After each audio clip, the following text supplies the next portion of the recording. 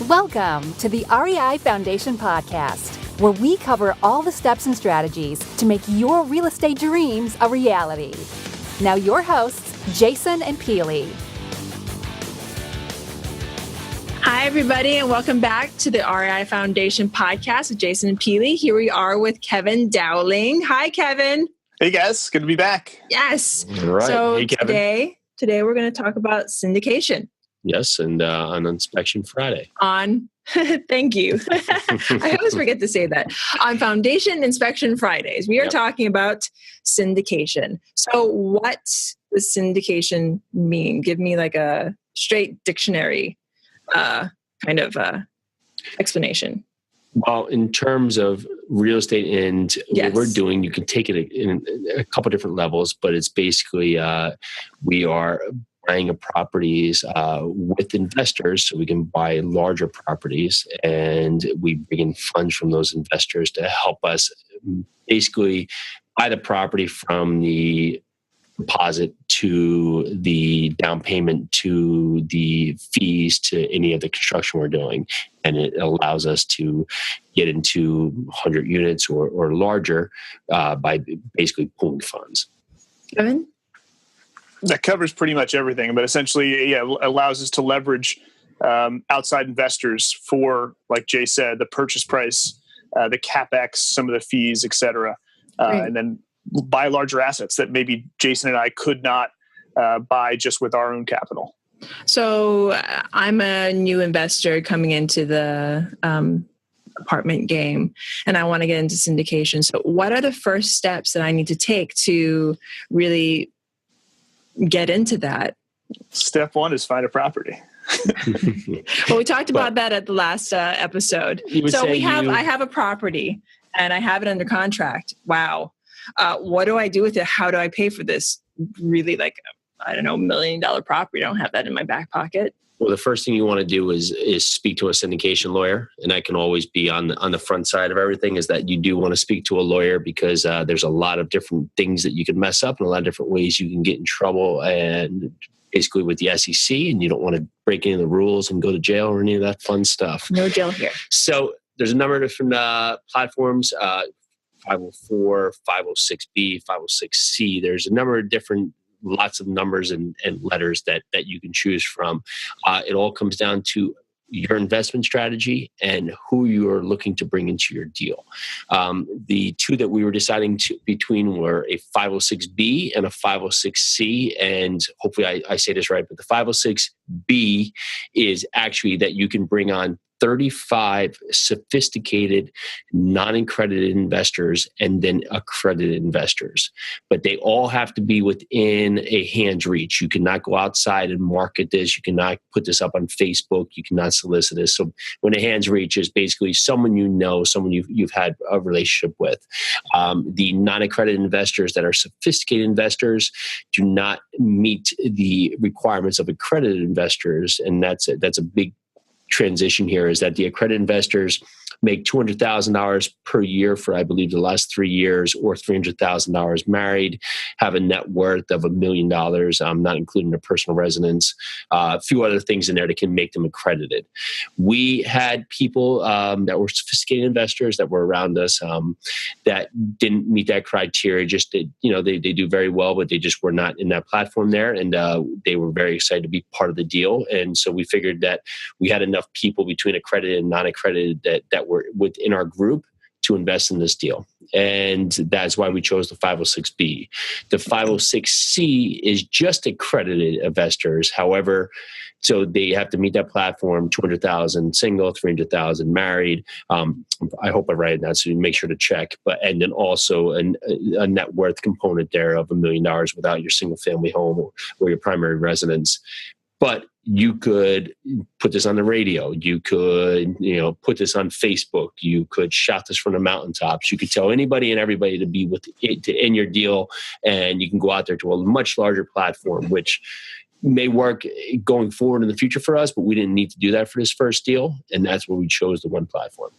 Nice. Yeah, I think, Pili, to answer your question, if you're a first-time investor that has a property, that's the route that we went on our first deal is probably the route that most first-time investors will go. They'll leverage friends, family members, just word of mouth, getting their deal out there, showing them the numbers, sitting down with potential investors, showing them what the prospective returns are, what the pro forma looks like, what the 1 to 3 to 5 year strategy looks like for the syndication. So when you guys were looking for deals and thinking about ways to fund it, were you guys doing this at the same time, or did you find the deal first and then start the process of finding the money?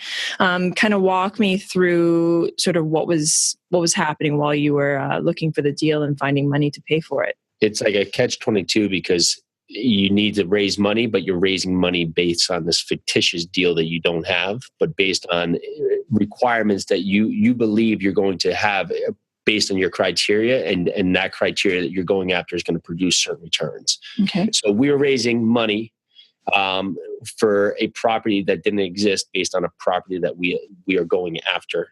And the big part here is that once you do get under contract, well, the clock starts ticking, especially if it's your first property. Now you're trying to get all your syndication paperwork in there to make sure you're forming your LLC to close in a property. You're trying to find all the investors, go in there, do your due diligence, do your inspections, make sure your team's in place, 10 other things, everything at once. And then you're like, oh, whoops, and I got to keep raising money. So if you're not raising money, you're not finding your mortgage company before, you're not speaking to people and setting this up, even if you don't have a property under contract or even a property on your radar, you're going to be 10 steps, 20 steps, 30 steps behind the second you get under contract. Yeah, I think the conversations definitely began way before we found our first property. And we weren't at that time raising capital. We were more garnering interest. Yeah. Because, as we're building out our team, as we're looking at our markets, as we're screening deals, we were really excited about those opportunities. So it was like a natural thing to be able to talk about this to friends and family and kind of gauge people's interest. And then once we had the deal, you're that much more excited to kind of re-engage with the potential investor about actual numbers and actual returns and an actual deal. Wow. Yeah. So that was going to be my next question. So how do you go and ask, Aunt Brenda for money? How do you start that conversation? But you sort of answered it. It's like your excitement. Yeah. You're telling people about what you're doing. And a lot of it comes down to is, I don't even know it sometimes that we were looking to pitch people. We were just telling people about what we were doing. We were so excited about it. We're still so excited about it. So we were just talking about what we're searching for, and people would almost come to us, oh, man, that's great. Well, how do you get involved? And part of that is that you also want to make sure that their investment criteria, or their investment goals, or investment strategy is in line with what you're doing. So if you find investors that maybe are just looking to put their money in a bank and have it sit there for 40 years, well, this probably isn't the right investment for them. If you have investors who want their money to turn around in 3 months, well, ours is a 5-year hold. That's probably not going to be the right thing for them. So once you find that there is some basically mutual interest, you want to talk about their investment goals, make sure their investment goals align with our investment goals. And from there, try and predicate, if we do have a property come up, what would be their interest? What would their involvement in terms of money quantity? What kind of investment would they be looking to make? Because that can help you gauge how many people you're going to have involved in your syndication. Nice. Yep. Yeah, and the conversations would always go a couple different ways with our investors, and we learned about a lot of this on the fly. You either are liquid and have cash to contribute as an investment, and one of the things I'm sure we'll talk about in upcoming podcasts is retirement funds, self-directing your IRA to invest in our deals too. So we have, for our current most recent syndication, we have a combination of both liquid cash investments and self-directed IRA investments for this one. Nice. And just explain briefly about self-directed IRAs. Yeah, so if you have a traditional IRA or a Roth IRA and it's invested now, what you can do is you can convert it or transfer it to it's got to be a custodian that does self-directed IRAs, and there's a couple out there which we'll have live on our website pretty soon. But what that allows you to do is self-direct the investments into real estate, notes, other things, et cetera. So you have control over the investments and you can invest them in syndications directly. Great. Yep. There's about 50 custodians out there who do this. So if you go down and speak to whoever's your housing your IRA right now, you're going to get a lot of pushback. They're going to say, oh, yeah, you can self-direct. And they say, okay, I want to self-direct in real estate. Oh, no, but you can't do that. Well, you can. And if they do tell you that you can self-direct, they're actually not allowing you to self-direct. They're just allowing you to maybe just go out there and pick some stocks and stuff like that. So, and if you say I want to self-direct in real estate, a lot of times they'll say, oh yeah, you can self-direct in real estate, especially the bigger firms. But what they mean is in REIT type stocks, you can self-direct in REIT real estate. What actually in actuality you want to do is self-direct directly into the real estate investments, and there's only certain custodians that do that. Okay. Well, great. Thank you so much to both of you. Again, this is Jason and Pili with the REI Foundation podcast, Foundation Inspection Fridays with Kevin Dowling. Thank you again, Kevin. Thanks, Kevin. Thanks, guys. Looking forward to next time. All right. Bye.